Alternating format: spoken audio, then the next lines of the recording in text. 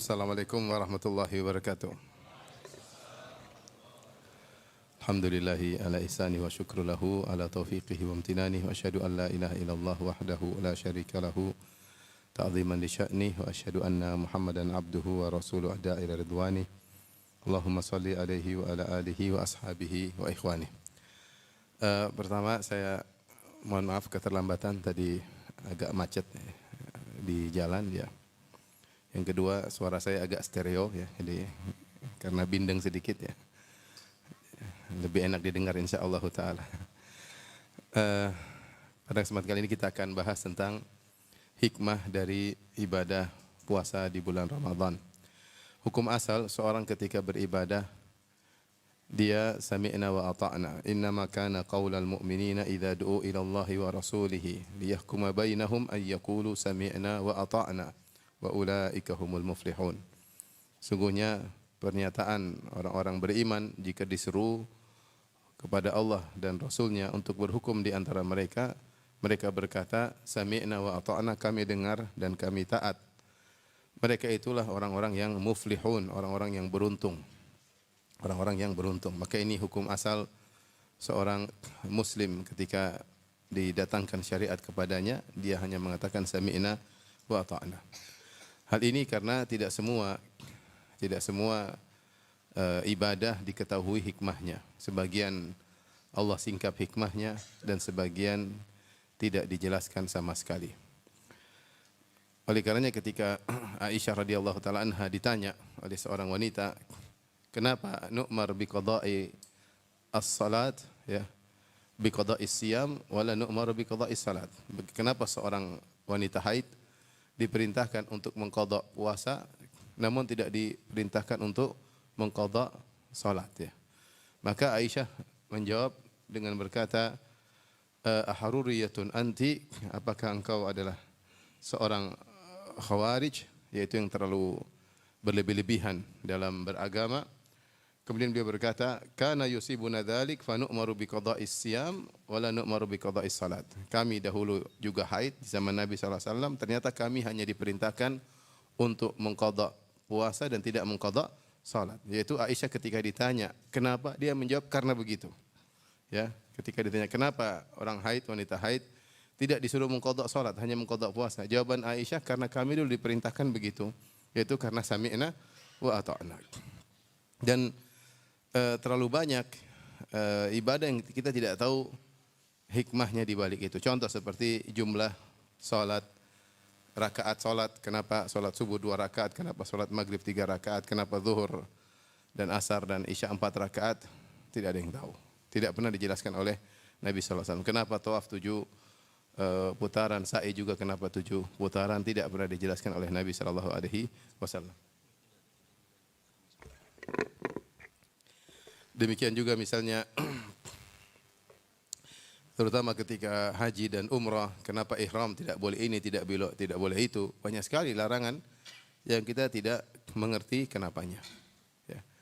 Demikian juga kalau kita merenungkan seperti orang-orang Yahudi, ketika dilarang untuk mengambil ikan pada hari Sabtu, kalau kita mau tanya kenapanya susah ya. Kenapa dilarang? Susah. Ya karena dilarang ya. Kalau kita mau cari illah sebab dilarang, kita hanya mengatakan karena ujian. Karena ujian. Was'alhum 'anil qaryati allati kanat hadiratal bahri idh ya'duna fi sabti idh ta'tihim hitanuhum yawma sabtihim syurra'a wa yawma la yasbituna la ta'tihim kadzalika nabluhum bima kanu yafsukun. Kata Allah Subhanahu wa taala, tanyakan kepada orang Yahudi yang sombong dengan garis keturunan mereka, tanyakan tentang penghuni sebuah negeri di tepi pantai, yaitu orang Yahudi. Ya, ketika mereka dilarang untuk mengambil ikan pada hari Sabtu. Ya, tetapi ternyata ikan pada hari Sabtu sangat banyak. Sampai loncat-loncat di permukaan air laut. Sementara wa yauma la yasbituna la ta'tihim, adapun hari Minggu sampai hari Jumat ikan enggak datang. Akhirnya mereka ngakalin Allah Subhanahu wa taala, maka mereka pasang jaring pada hari Jumat. Kemudian hari Sabtu mereka tidak kerja, ikannya salah sendiri masuk ke jaring. Kemudian hari Minggu baru mereka ambil apa? Ikan-ikan tersebut. Ada yang mengatakan pada hari Jumat mereka bikin lubang-lubang di pinggiran. Ketika hari Sabtu ikan datang, ikan terjebak di lubang-lubang tersebut, hari Ahad mereka ambil. Akhirnya Allah rubah mereka menjadi kunu qiradatan khasiin, Allah rubah mereka menjadi monyet-monyet, kata Ibnu Taimiyah rahimahullah taala, karena perbuatan mereka sangat mirip dengan kebaikan, namun ternyata bukan kebaikan, maka Allah rubah mereka menjadi hewan yang sangat mirip dengan manusia tapi ternyata bukan manusia, yaitu jadi monyet. Yang menjadi perhatian kita kalau ditanya kenapa hikmahnya dilarang mengambil ikan hari Sabtu? Apa bedanya hari Sabtu dengan hari Minggu? 11 12. Apalagi hari Sabtu ikannya banyak. Kenapa dilarang? Justru harusnya mengambil ikan hari Sabtu karena ikan lagi apa? Lagi banyak. Tapi jawabannya itulah ujian. Itulah apa? Ujian.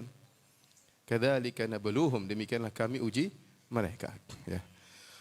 Oleh karenanya ketika kita bicara tentang hikmah-hikmah, maka ini perkara ijtihadiyah. Ada perkara yang dinaskan hikmahnya ini. Seperti puasa, ada nas yang mengatakan la'allakum tattaqun, agar kalian bertakwa. Ini jelas bahwasanya tujuan puasa, hikmah paling utama adalah untuk bertakwa. Adapun hikmah-hikmah yang lain maka ijtihad dari kalangan para ulama untuk mengeluarkan hikmah-hikmah tersebut di balik ibadah puasa.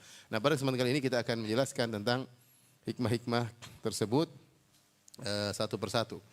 Yang pertama, hikmah yang paling utama adalah agar seorang meraih ketakwaan, dan inilah hikmah yang ditansis, dinaskan secara jelas oleh Allah Subhanahu wa taala, ya ayyuhalladzina amanu kutiba alaikumusiyam kama kutiba alladzina min qablikum la'allakum tattaqun. Wahai orang yang beriman, diwajibkan sekalian berpuasa sebagaimana diwajibkan atas orang-orang sebelum kalian agar kalian bertakwa. Di sini Allah memberikan tasliyah, yaitu hiburan, bahwasanya ibadah puasa bukan ibadah yang baru, ibadah sudah pernah ada sebelumnya.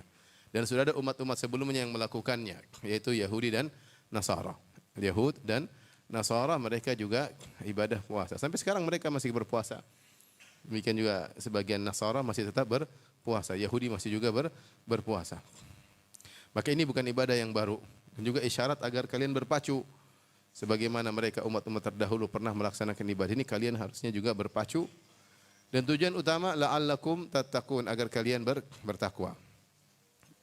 Jadi kalau kita lihat ibadah puasa ini adalah sarana, sementara tujuannya takwa adalah tujuan, ghayah. Maka jika ibadah tersebut, sarana tersebut tidak mengantarkan kepada ghayah, kepada tujuan, maka ibadah tersebut sia-sia. Makanya banyak dalam hadis menjelaskan kalau ternyata puasa seseorang tidak mengantarkan dia kepada ketakwaan, maka puasanya sia-sia.